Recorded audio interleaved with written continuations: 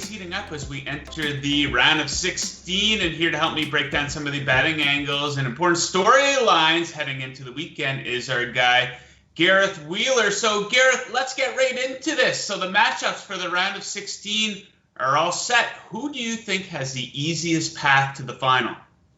For me, it's the Netherlands, and it's not even really close. They're on the bottom half of the draw. The top half of the draw features teams like Belgium, Portugal, Italy, Spain, France. These are all world beaters. The Netherlands have a relatively clear path to go deeper into this competition. And I think they're being undervalued here, Joe. Top to bottom, maybe it's the reputation of their head coach, Frank de Boer, who was a failure in Atlanta. Perhaps it's the fact that some key players have been left on the outside looking in for this tournament. But they're good. There's balance. 5 at the back, 3 wonderful midfielders, and 2 goal scorers up top in Weghorst and Depay, who played really well. At plus 900, I think there's value there for them to make it all the way and win this tournament. I mean, they have the shortest odds also as the highest scoring team in this tournament as well. And I think they can score goals for fun right now, which will come into play in the tournament when they're playing potentially weaker teams to go deeper. So I like the Netherlands. Okay, so one of the more intriguing round of 16 matchups is absolutely England versus Germany. And despite playing all their games at Wembley, England hasn't looked especially strong. So we take a look at the odds. England plus 155, Germany plus 190 in 3-line money line betting. So what do you think of the odds for this matchup? Even money, odds to qualify for Germany to move on. I think there's a play there. Now, England, you're right, Joe, has the advantage. No other side will play a home match at Euro 2020 other than England. In this game, the 2 semifinals and the finals will also be played at Wembley. But I'm with you. I'm just not convinced that this team is hitting their stride at the right time. They look conservative. They look nervous. I'm not sure if those home games and the backdrop of all the talk and the pressure does them any favors either. And with injury questions in the team, I'm leaning towards Germany in this match. History is on their side. You have to remember, Euro 1996, the England manager Gareth Southgate in the semifinal being staged in England, in London, he missed the potential match-winning penalty, which ended up sending Germany through, and they went on to win that tournament. If you believe in fate and the stars aligning, potentially in all the wrong ways for England, because that's what history suggests, that Gareth Southgate can't be the manager, but is the manager for England right now. Look, this Germany side, Joe, everyone's saying that it's not a vintage Germany team. They have 3 players that play for Chelsea that just won the Champions League, 7 players for Bayern Munich, a juggernaut in German football, players that play for Manchester City, Real Madrid. This is a top team. And if they can't pass England, then I can really see that semifinal Germany-Netherlands playing out here in the bottom half of the bracket. Okay, so we also have some matchups with some very lopsided odds. Of course, Italy, biggest favorite on the money line, minus 215 over Austria. France, minus 185 over Switzerland. And Spain, minus 165 over Croatia. So do you smell any upsets coming up here in this round? I like Croatia, another team I think is underrated at plus 290. There's value for the win. If you prefer, that's to qualify, that is at plus 290. If you like them to win the game outright, plus 525. Spain, the fact that they ran Slovakia off the pitch doesn't say anything to me, really. This is a team that I think Luis Enrique, their head coach, is having a difficulty finding the best combination to use up front. They are lacking for goals. Alvaro Morata, he's being abused online by the Spanish public because of his lack of goal-scoring prowess, and they need him to score goals at this tournament. Meanwhile, this Croatian team has got better each and every game that we've seen. They've been there, done that before. They're the finalists from the World Cup in 2018. They're tried, tested, and true in big games like this. Modric, Perisic, these are match winners in their team. I don't think that these odds should be where they're at. I think there's absolute value in Croatia, and I think they're ripe to potentially pull off an upset. Okay, so something we've been touching on in these interviews is top goal scorer odds. And, of course, the name that keeps coming up is Cristiano Ronaldo. Now, he's now minus money to win, minus 140 now. So do you think there's anyone else on the board that can catch up or surpass him?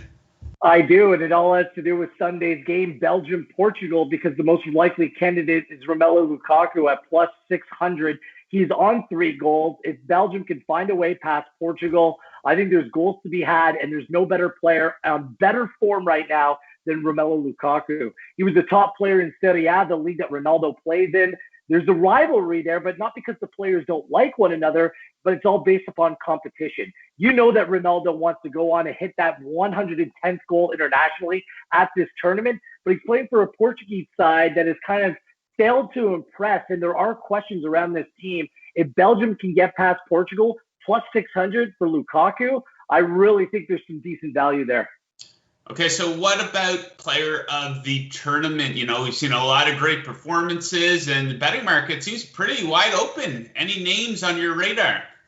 Jorginho Wijnaldum, the midfielder from the Netherlands, the former Liverpool player, just signed for Barcelona. He scored goals in this tournament, and I'm predicting that Netherlands do go on that run based upon the beneficial draw. He's their captain. He's their best player. Plus 2,800 for a player who could potentially be in the Golden Boot race as well. I like those odds. And if Netherlands ends up achieving here, Joe, there's some serious value. Plus 2,800, I think the odds are way too long for Wijnaldum, and I think that you can find some value there. Okay, so lots of different futures betting options, of course, odds to reach the final, odds to reach the semifinal. Anything on your radar in these markets? Well, if you don't like the Netherlands, if you're not buying what I'm selling on that, the first game of the round of 16 is Denmark-Wales.